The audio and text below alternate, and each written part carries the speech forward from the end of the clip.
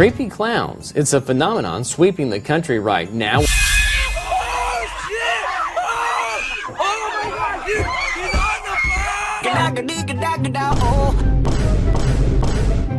But what the hell, boy?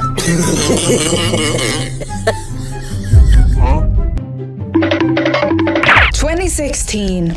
A year defined by the launch of Pokemon Go, a gorilla named Harambe, Leonardo DiCaprio finally winning an Oscar, and clowns. Yes, members of the public, in 2016 a clown craze swept over the world. Well, mostly the US. But even in my small bubble of a world called Sweden, we had people dressing up as clowns and scaring the shit out of people. Including me. I remember this shit like it was yesterday, but it has come to my attention that not everyone was old enough or conscious enough to truly understand and remember what a time it was to be alive. So let me tell you about it.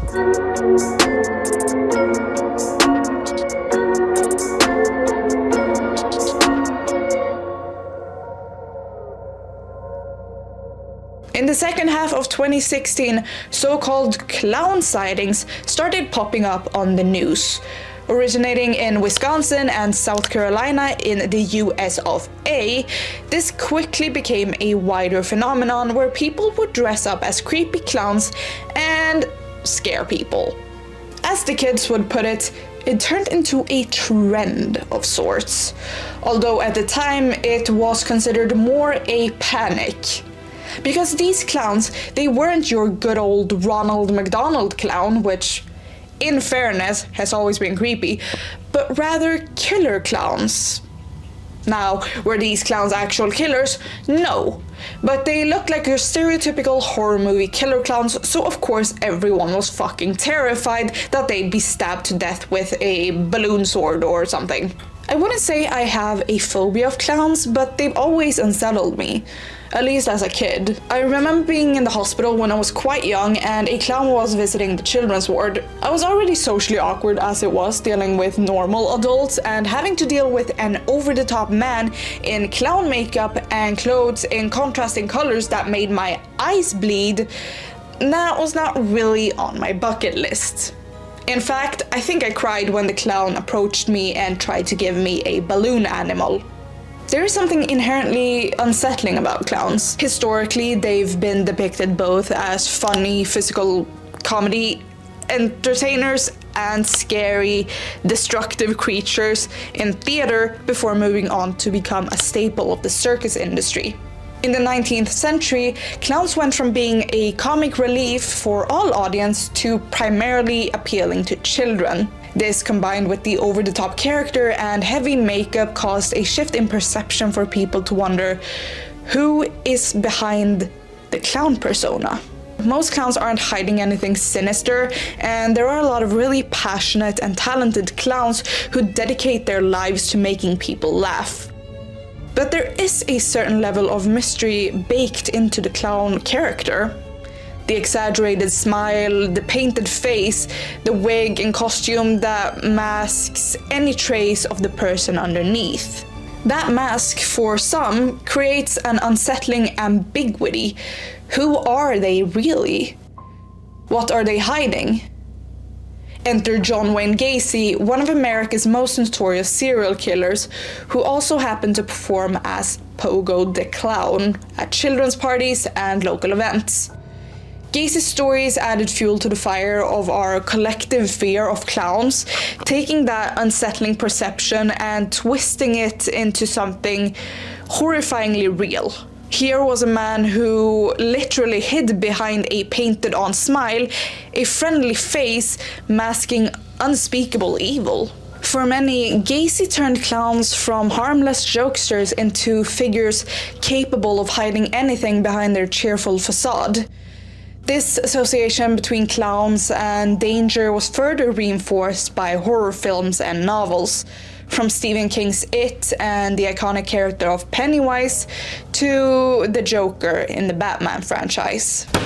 Enough from the clown. These characters play on the same theme, clowns or jesters as symbols of unpredictability, beings who can flip from laughter to violence at any moment. They became embodiments of a hidden darkness of sorts, the idea that evil can hide behind a mask of joy.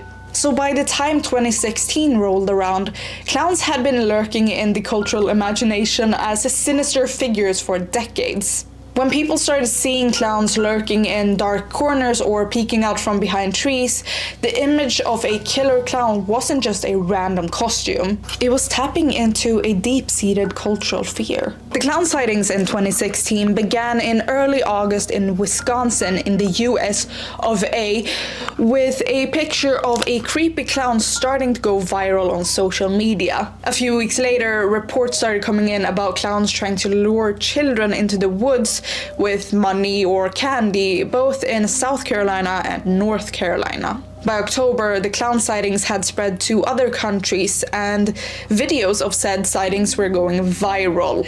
Like millions of views in 24 hours type of viral. Trust me, I was there, I remember it, bro.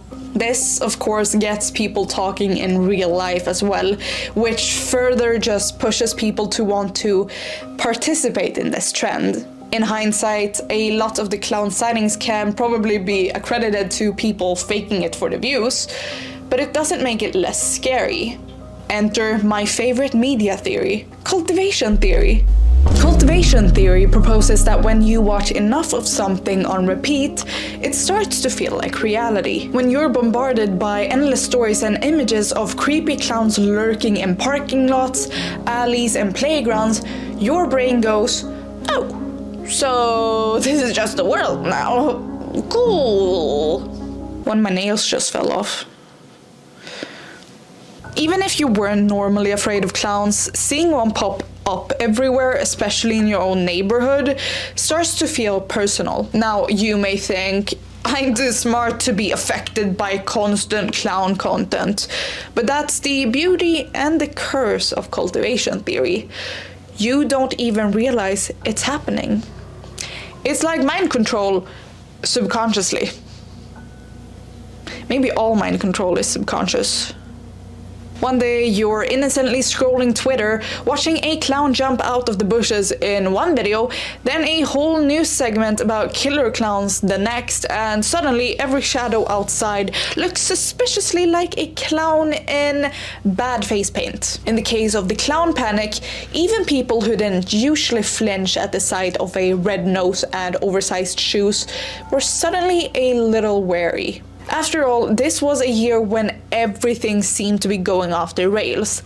Brexit, the US election, which was its own kind of circus. People were printing t-shirts with the words "Justice for Harambe," and everything just seemed to get crazier every day. It wasn't just clowns, it was like reality had cracked open, even if that sounds very dramatic. Anything weird could just happen. On one hand, I can rationally understand that a clown isn't going to jump out of my closet, but on the other hand, I don't really want to risk it, you know? It didn't help that every time these glasses are fucking annoying me. It didn't help that every time you went online, there were people genuinely afraid that this clown chaos was the beginning of the end times. Because when you're looking at something everywhere, when everyone's talking about it like it's the biggest threat in the world, it becomes the thing to be afraid of. Cultivation theory works almost like a hypnotic suggestion.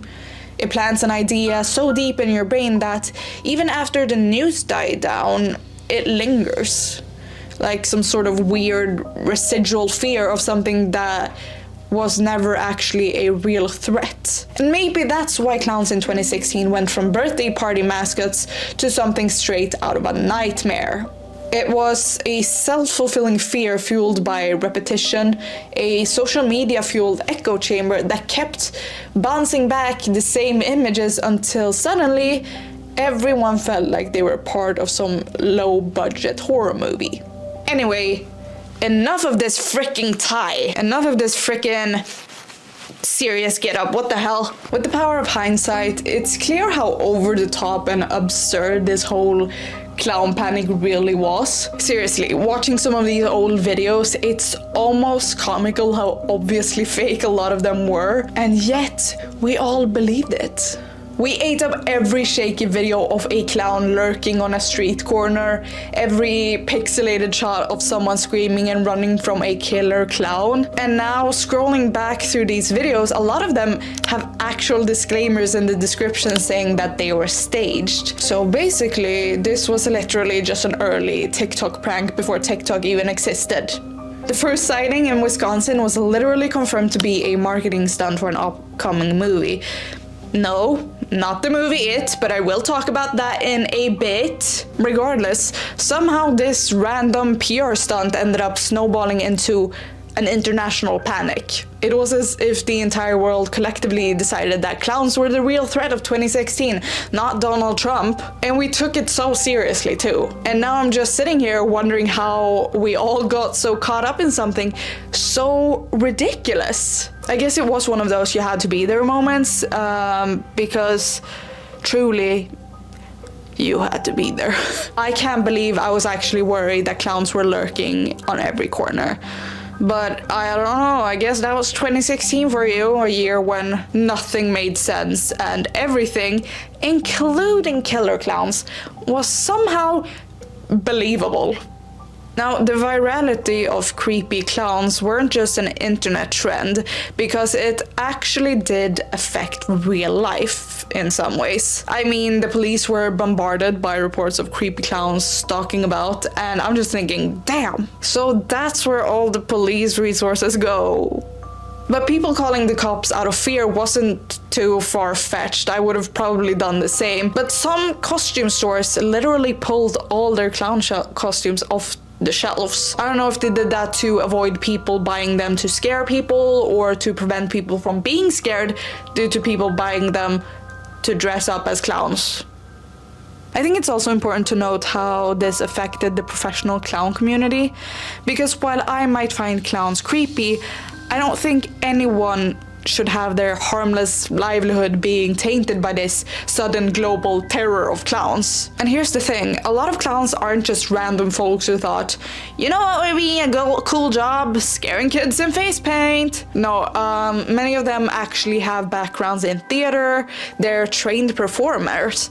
People who have spent years honing their craft, mastering physical comedy, character work, and the art of bringing larger than life personalities to the stage. But here's the catch, theater is brutally competitive. It's crowded, underpaid, and getting steady gigs can be harder than making it to Broadway itself. Imagine being an actor who's trained to bring joy, trying to find a way to make a living, and deciding, okay, I'll become a clown. It's not just an easy fallback, it's a creative character-driven job that lets them keep performing. Professional clowns take pride in their work, even if it means donning a colorful wig and a squeaky nose, because it's still a way for them to do what they love. Then comes 2016, and suddenly all that training, all those hours of crafting silly voices and slapstick routines get tossed aside because people start seeing clowns as walking nightmares. It's like, sorry, years of dedication to your craft, but now clowns are too creepy, so we're going to cancel your gig.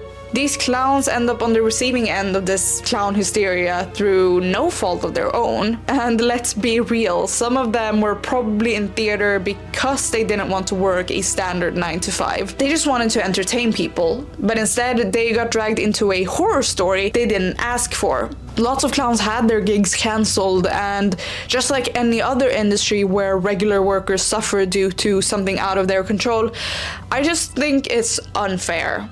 I do have to mention though that in the midst of all this chaos, someone actually decided to plan a march in Arizona under the name Clown Lives Matter.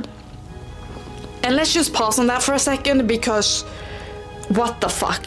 I don't think I even need to explain how incredibly tone deaf and just plain wrong that is. The idea that a movement meant to highlight real systemic injustices faced by Black communities could be twisted into a slogan for clowns feeling misunderstood, it's just mind-blowing, to be honest. Thankfully, this parade or whatever was cancelled, which is a relief because the last thing we needed in 2016 was for clowns to start parading under a banner like that.